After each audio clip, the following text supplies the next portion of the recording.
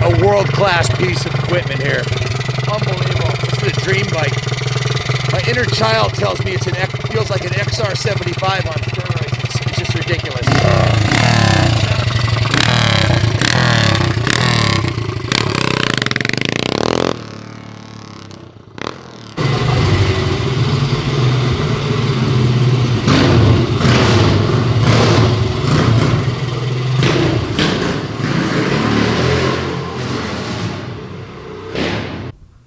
Fellas, you're looking at one of one Ducati 1965 250 Desmo motocross bikes. This is the only one for sale in the world today that I know of, and it is absolutely stunning. From the long travel works performance shocks to the freshly laced up Akron aluminum wheels to the cherry handy front forks to the stunning paint job. When I looked at this bike, I was like, the first thing I said was, wow. I mean, the paint job is off the hook. If you own a Ducati dealership, or if you're a collector, Italian motorcycle collector, or if you want to invest in a classic piece, buy this bike. You're not going to find another one like it anywhere. And ask yourself, what would it cost you to drop off your 65 Ducati Scrambler to a shop and have them put a cherry anti front end on it, which is over $1,000, $1,000 set of works performance shocks, lace it up to some aluminum rims, powder coat the frame, rebuild the motor. It's got a brand new PVL. The electronic ignition alone was $500. I can tell you how much it will cost because we own a restoration shop. You're looking at a minimum 80 to 100 hours labor. I'm going to say, let's round it up to 100 hours labor to take a 65 Scrambler and turn it into this. What are the shop rates in your area? Multiply it times 100. If you can even find anybody who's capable of doing this kind of work on these vintage bikes. It's got a custom header on it. It's got a modern Mikuni carburetor on it. Just an incredible piece. The cherry anti front end works amazing. The seat foam is spectacular. The folding pegs are modern. The works performance shocks. This is a bike you can take to the AHRMA Nationals and compete at the national level, and you'll have the only Ducati 250 out there, I can promise you that. The matching red fenders, the custom seat cover, the oversized rear sprocket. This thing's an absolute wheelie machine. It handles better than I thought it would. The clutch, the transmission, the motor response, the jetting, the ignition, the PVL ignition's on point. The timing is perfect. The thing stands straight up first, second, third gear. Just an absolutely kick-ass machine. Guys, this is a dream bike. Listen, I'm a little bit jaded. Look at our channel. I've probably tested over 5,000 motorcycles, vintage, modern, new bikes, everything from the 20s up to 2020. And this is one of the bikes that's going to ingrain on my memory what it sounded like, what it felt like, just a quality piece. Built by 17-time AHRMA national champion Jay Crandall to his exacting standards. You don't win championships without having standards, and his were top shelf. Every bike he had in his collection was off the hook. He built this one in combination with Sid Cycles. I don't know exactly how long it took him, but I'm sure it was months to put this bad boy together. And we took it to the next level. We put the new PVL electronic ignition on it, the gold chain, and it's been detailed to the nines. It's got Renthal bars on it with a Renthal crossbar pad, Ori grips. It's been steam cleaned, hand washed, polished. All the aluminum on the engine's been polished.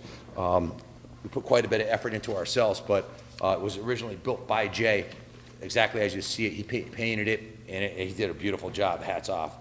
Just a beautiful piece. The compression on the motor is incredible. This thing starts up first kick. Every time I started it, it's been first kick with the choke on when it's cold, choke off when it's hot, fires right up. And that's in large part to the upgrade of the PVL ignition. Brand new gold chain on it. Again, new grips. The carb's been rebuilt. New fuel lines and fuel filter. It's got VP non-ethanol fuel in it. It just smells amazing burning the VP. If you could only, you can hear it run, but when you ride it, and you can hear it and see it, but you haven't ridden it and you haven't smelt that VP. It's just an incredible sensory overload, just a fantastic piece. This is a bike you've never seen before. You may have seen a 65 or 66 Ducati 250 Desmo Scrambler, but it didn't look like this. The forks were old school and it had old school suspension on it. This has been thoroughly upgraded. Long before the race-winning 72 Ducati V-twins hit the pavement, Ducati produced the traditional single-cylinder street and race bikes that every other Italian manufacturer made in the 60s. Some Ducatis were pure street machines, more utilitarian than flashy, while others had chassis and engines tuned to win the biggest races on track or dirt. This is one that's had the chassis and engine tuned to win the biggest races on track or dirt. But don't think of Ducati as a classic golden age motorcycle manufacturer. They weren't. In fact, Ducati did not build any motorcycles until after the Second World War.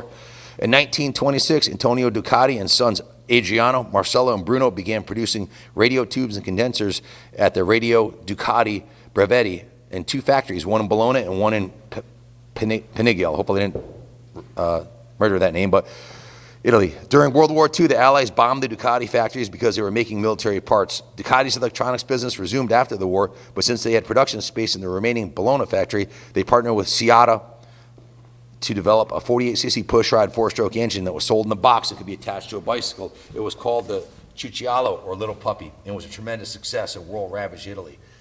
So the Ducati clan decided to build complete motorcycles and split the electronics company and motorcycle companies and called the new motorcycle company Ducati.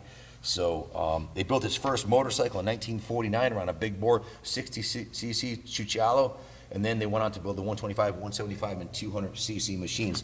Starting with the Cucciolo in 46, for about 25 years, Ducati focused on sporting and utilitarian single-cylinder bikes up to 350cc's.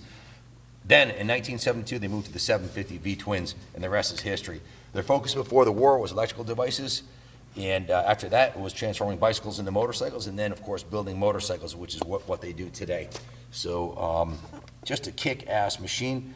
Starting with the 66 model year, Ducati made the move to design machines with the off-road look that was popular with the young Italians in the mid-60s, and that's when this bike was built. The narrow case 250 engine you're looking at here was derived from the Diana street bike. Hence, it was not a serious contender in stock form on the street racing, but for dirt track, they hopped them up and made them competitive. It was a performance look that was popular in Europe, and even today, it stood the test of time. That motor's an absolutely stunning work of art. Then they built the 450 machines, designed solely for U.S. motocross and off-road, and the 250 Scrambler also. So the 1966 250 Scrambler uses a desmodromic valve train designed by engineer Fabio Taglioni. The demo design controlled valve float by having the valves positively open and close without valve springs, using dual rocker arms on each valve. Desmodromic valve trains use 2 cam lobes to control opening and closing of each valve. One cam lobe opens the valve, the second cam lobe forces the valve shut. Most engines use 1 cam lobe to open the valve, but a coil spring to close it. Fueled originally by a 20mm Dell'Orto carburetor, this one's been upgraded with the Mikuni carb. It's a 249cc motor, 74 by 57.8 bore and stroke. The compression ratio is 9.7 to 1. In stock form, it produced a claimed 18 horsepower. This motor's been hopped up a little bit. It's definitely pushing 22 horse. My seat of the pants dyno tells me, and it sounds absolutely ridiculously amazing. And it looks the part, it feels the part, it rides, looks, and runs. It runs and rides as good as it looks, which is amazing. This Ducati 250 Scrambler, this one right here that is now in motocross kit. Motocross racing form. It's ready to take to the track tomorrow with the Cherry long travel forks and the works performance shocks. If you're a vet rider and you want a comfortable ride on a vintage bike that sounds and looks the business, buy this bike. And you got about 6 inches of foam that'll protect your back on that seat. Big giant cushiony seat, some big giant motocross pegs, and the best set of shocks money can buy on it. So this bike is on display at the New England Motorcycle Museum. It will stay here until somebody ponies up to buy it. Unfortunately, we can't give this one away. We paid a lot of money for it, and we put a lot of money into it, and why would we? It's a super rare, exotic piece of classic Americana motocross with an Italian heart. Just an incredible piece.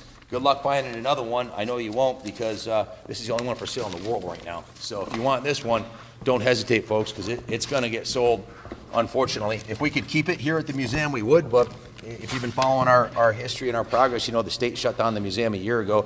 We're only still in business because we buy and sell motorcycles. That's what we do now. There is no museum tours, although we're opening back up March 15th.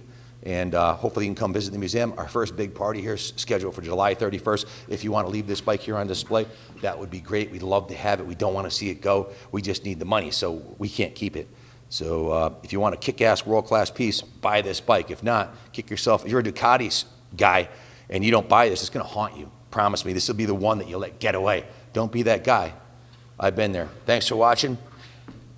God bless the United States of America for world-class kick-ass dudes like Jay Crandall that build bikes like this, and God bless Italy for the Ducati motorcycles, because they are one of a kind. world-class piece. Thanks for watching. God bless.